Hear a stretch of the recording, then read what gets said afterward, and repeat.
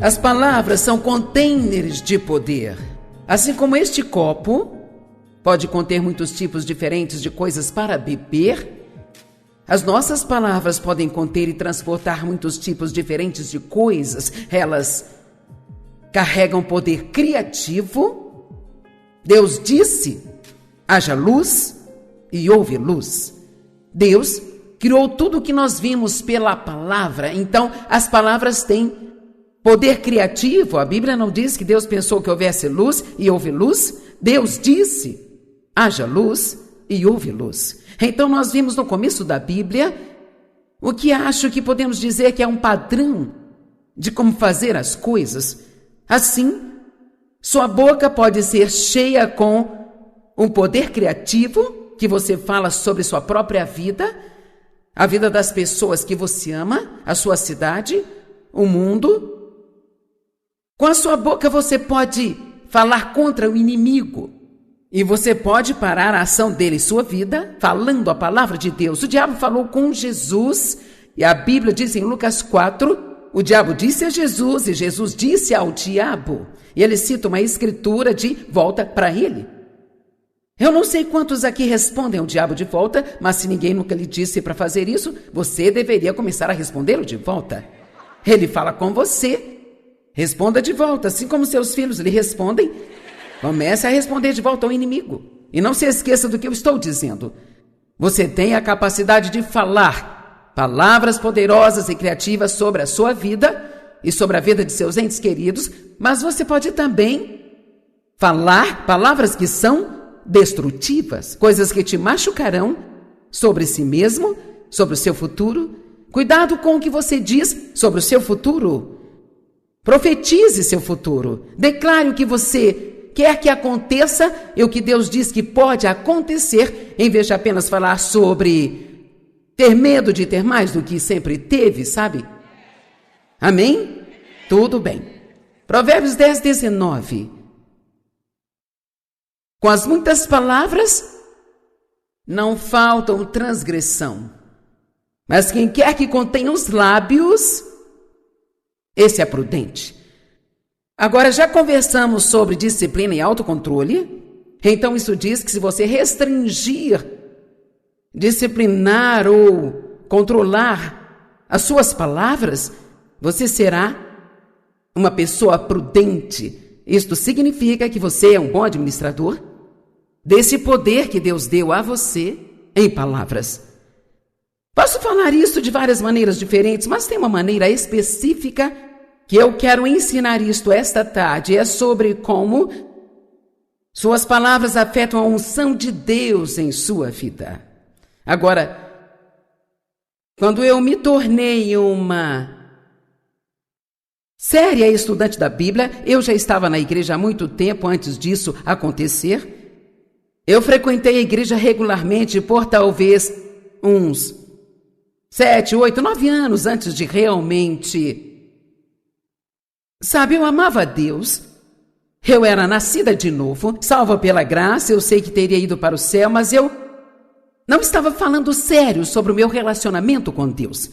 E eu acho que muitas pessoas querem Deus em suas vidas, querem ter a certeza de que não vão para o inferno, mas elas não estão vivendo para Deus. Não é disso que se trata a vida delas. E Paulo disse que o viver é Cristo e o morrer é lucro.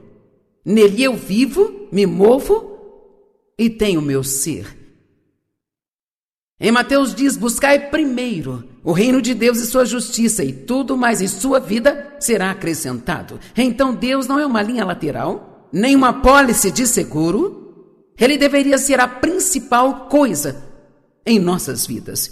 Então, eu tinha Deus, mas quero dizer, ele não tinha a mim. Quantos sabem o que quero dizer? Ok. Eu queria ir para o céu, eu queria orar e obter ajuda quando tivesse problemas, mas eu não havia entregado a minha vida a ele.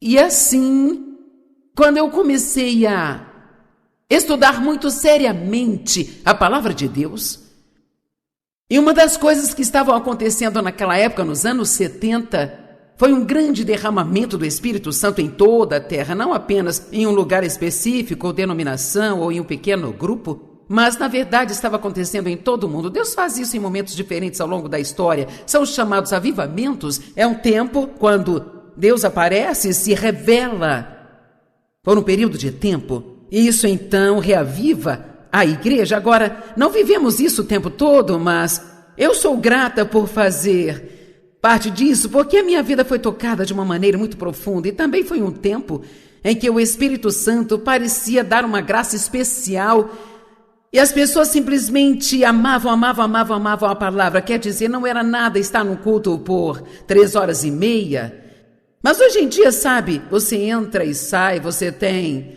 3 ou 4 cultos numa manhã, são 10 minutos disso, 5 minutos daquilo e... Sabe, eu entendo que temos épocas diferentes e momentos diferentes em nossas vidas, mas eu vou lhe dizer, as pessoas hoje não suportam um culto de 3h30 nas igrejas. E então, foi um momento especial e acredito que houve uma unção especial e não tinha dificuldade em irmos ao que chamamos de reuniões de acampamento, onde você pode ir à igreja 3 vezes por dia, por 7 dias seguidos, e às vezes até mesmo um mês inteiro, e nós não nos cansávamos porque nós amávamos e queríamos a palavra.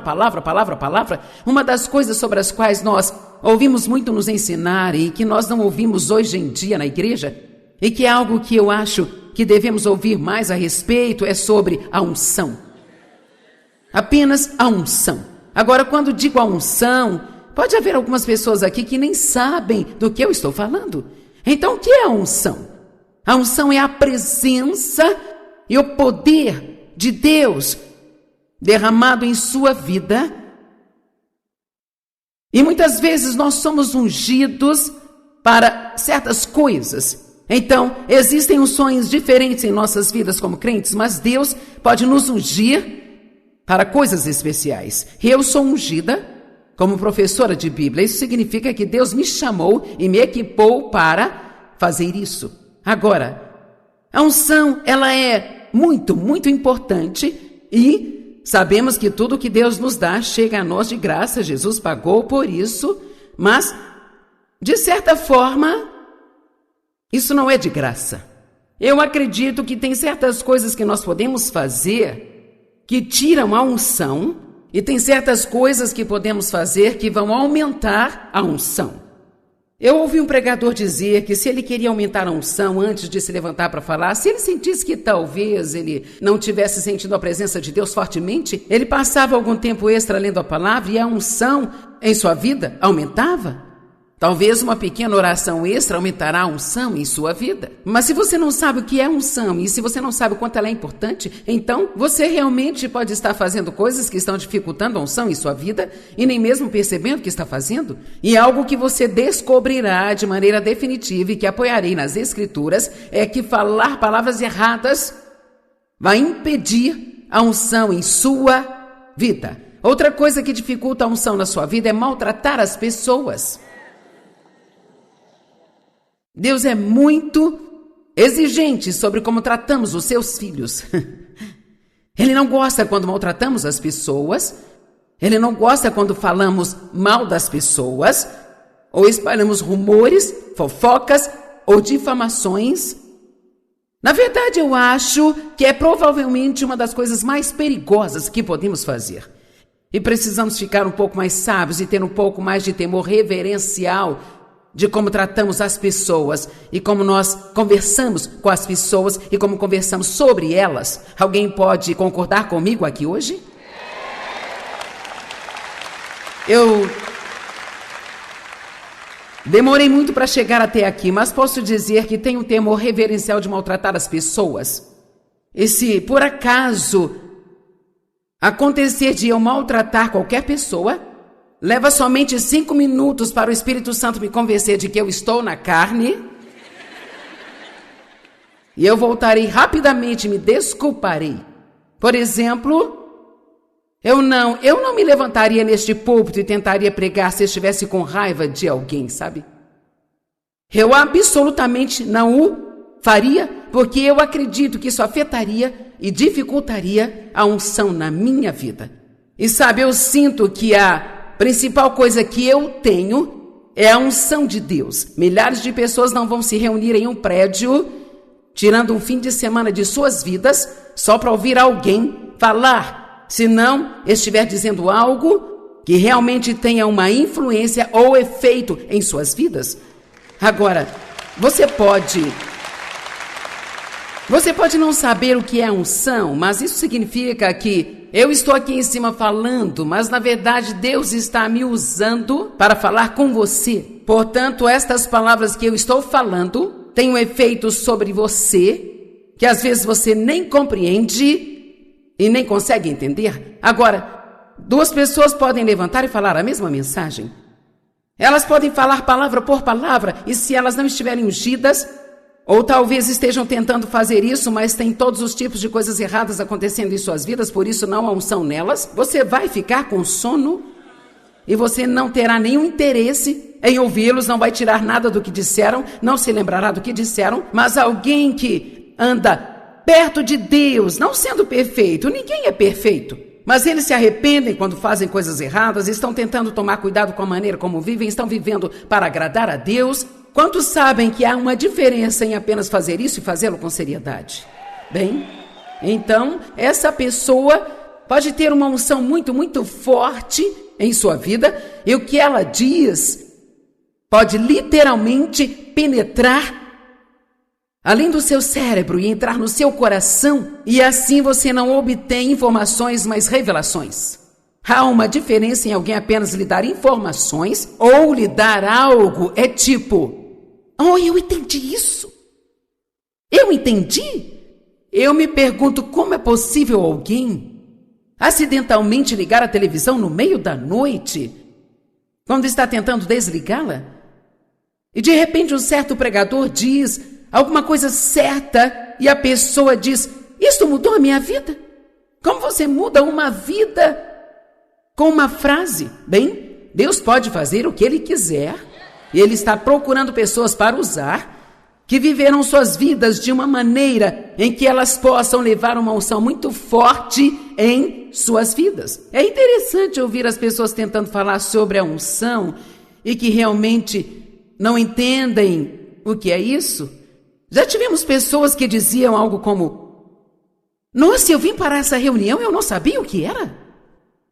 Mas eu senti que havia algo nesse ambiente que era alguma coisa que eu nunca senti antes. Bem, sabe quando é ótimo ter uma pessoa ungida, mas quando você fica no meio de uma sala inteira cheia de pessoas ungidas... Vamos lá, pessoal. Porque aqui está o fato. Como crentes, nós somos todos ungidos por Deus. Vamos lá. Existe uma unção que permanece em você. É por isso que a Bíblia diz, por exemplo, impõe as mãos sobre os doentes e eles serão curados. Bem, quando você coloca as mãos em alguém e ora por esta pessoa, o que tem isto a ver? Veja, a unção, ela é realmente tangível e pode ser sentida e transferida. Então, acho que precisamos fazer mais do que aquilo que a Bíblia diz, do que o que somos. Alô? Sobre o que você está falando, Joyce? Bem, antes de tudo, Jesus é o ungido. Então, ele foi ungido por seu Pai.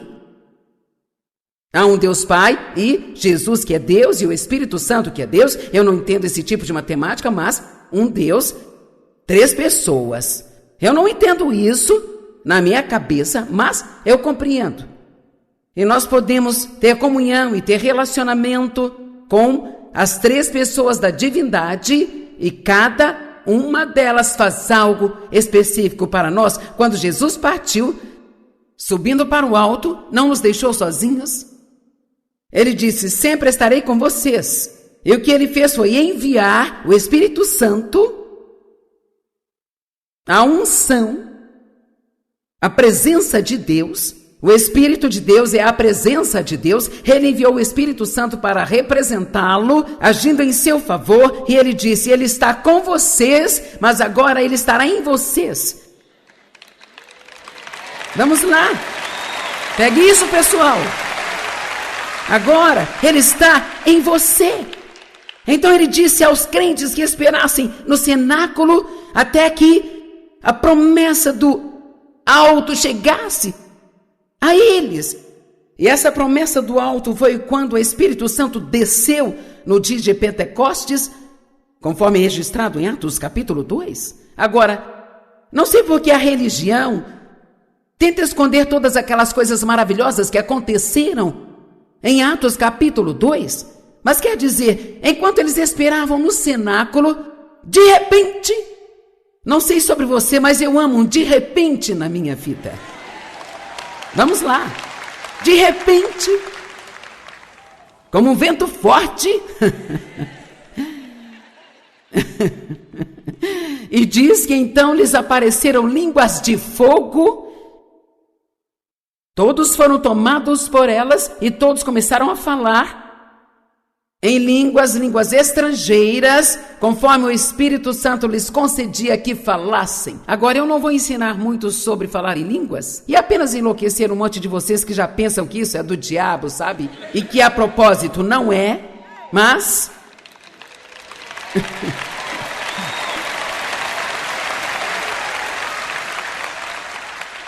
Deixe-me lhe dizer que só porque você não experimentou algo não significa que não seja real.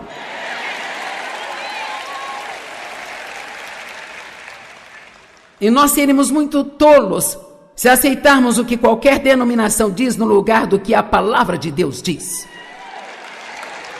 Amém? Agora, então, a questão é, a primeira coisa que Deus fez foi tocar suas línguas. Tem alguém aqui hoje? Eu disse, a primeira coisa que Deus fez foi tocar suas bocas. Ele pôs as suas bocas em chamas. E eles, obviamente, estavam agindo de uma forma meio estranha, porque era apenas 10 horas da manhã e todos pensavam que estavam bêbados. Isso está me dizendo que um cristão realmente cheio do Espírito, um cristão em chamas, pode agir de uma forma estranha de vez em quando.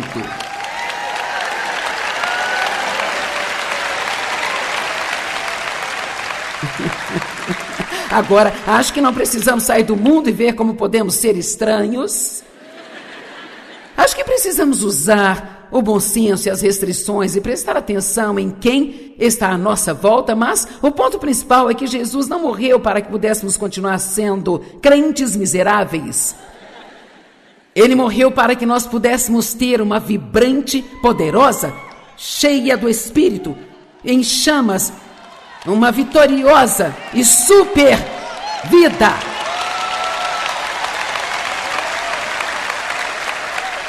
E se você realmente conhece a Deus do jeito que Ele quer que você o conheça, você não pode se aborrecer com o cristianismo. E uma das coisas que Deus fez foi que quando Ele enviou o Espírito Santo, quando Jesus enviou o Espírito, Ele trouxe dons com Ele. Ele trouxe dons poderosos com Ele. Há 9 deles especificamente, há 9 frutos do Espírito, há 9 dons do Espírito. E eu acredito que ambos são igualmente importantes. Eu não defendo colocar os dons acima dos frutos, porque, para ser honesta, conheço pessoas com dons que não têm frutos, que são tão escamosas quanto sabe? E não, é isso que nós queríamos, mas Deus nos dá a palavra de conhecimento, a palavra de sabedoria, discernimento de espíritos, isso é muito importante. Olha, você deve sempre orar por discernimento. A Bíblia diz que devemos orar e buscar esses dons do Espírito. Se você não fizer mais nada com o que eu disse esta tarde, vá para casa e comece a orar. Deus, por favor, encha-me com o poder do seu Espírito Santo. Ore todos os dias para que Deus o encha do Espírito, porque precisamos estar sempre cheios do Espírito Santo. Eu não quero um único toque de Deus que deve durar o resto da minha vida. Eu preciso de um toque novo todos os dias. E é por isso que eu me levanto todas as manhãs e vou passar um tempo com Deus. Deixe-me dizer, se agíssemos como se estivéssemos desesperados por Deus, não estaríamos tão desesperados em nossas circunstâncias o tempo todo? E pelo menos poderíamos sair da cama 15 minutos mais cedo e dizer: Deus, eu não vou conseguir passar por esse dia se eu não tiver um toque seu, e então eu preciso que você me toque hoje. Você quer ter unção em sua vida? Uma unção, ela te traz, sabe? As pessoas vão saber que existe alguma coisa sobre você. Eu não sei o que é, mas você tem algo. E eles vão gostar de estar perto de você. Você vai ter favor. Saberá coisas que não sabe como as conhece. Você terá a resposta certa na hora certa. Se alguém tem um espírito maligno e está tentando ser seu amigo com motivo errado, aí vem esse dom de discernimento. Você dirá: não, eu não sei, eu acho que eu tenho que checar esta pessoa.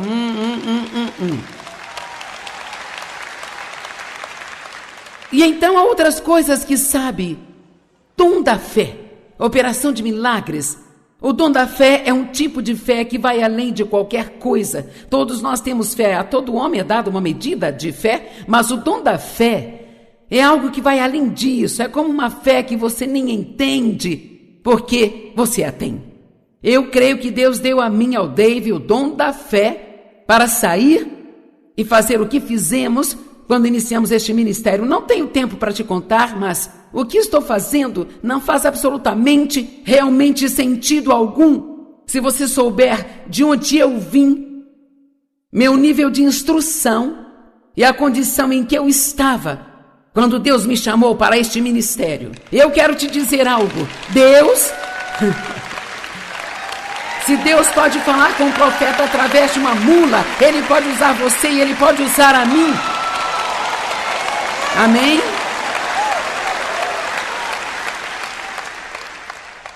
Bem, como você espera que Deus use a sua boca para mudar a vida de outras pessoas, se você só sabe usá-la na outra metade do tempo para derrubar pessoas, caluniar pessoas, fofocar sobre elas, ser negativo? Vamos?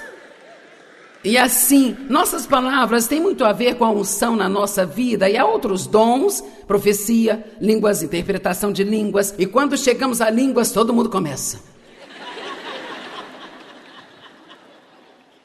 Eu planejo no próximo ano dar alguns ensinamentos sobre os dons do Espírito, e eu tenho que escolher o meu lugar certo, porque, sabe, nós não temos... Desculpe, eu não tenho esse hoje. E no ministério como o meu, temos pessoas de todas as denominações que aparecem, e por isso tento usar a sabedoria. Não quero assustá-los antes que possa ajudá-los. E assim, eu falo em línguas. Eu já falo há 40 anos. Talvez seja a hora do mundo saber. Eu, a Joyce, falo em línguas. Amém?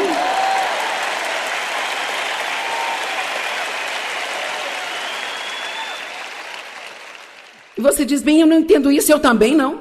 Mas a Bíblia está nos dizendo que quando nós oramos em línguas, nós edificamos a nós mesmos na fé. Amém? E então, é um dom sobrenatural. Você não pode explicar as coisas sobrenaturais, não é mesmo? E assim, há certas pessoas que tentam dizer que esses dons foram embora com a igreja primitiva, sabe?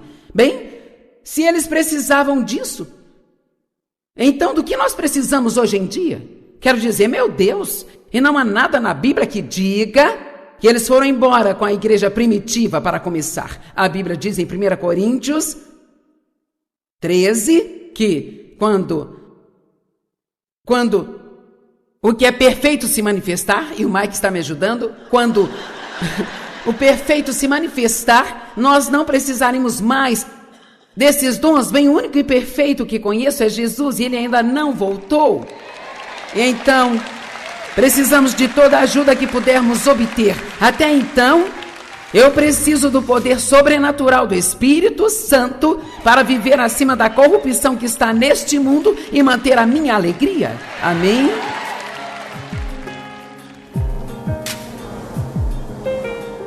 Se quisermos experimentar mais do poder do Espírito Santo em nossas vidas, precisamos entender a importância de nossas palavras. Falar palavras erradas ou negativas pode impedir que todo o seu poder opere em nossas vidas. Mas aprender a dizer o que Deus diz sobre nós e os outros aumentará seu poder em nossas vidas e podemos escolher. Sabe, você pode escolher suas palavras e precisa fazê-lo com cuidado.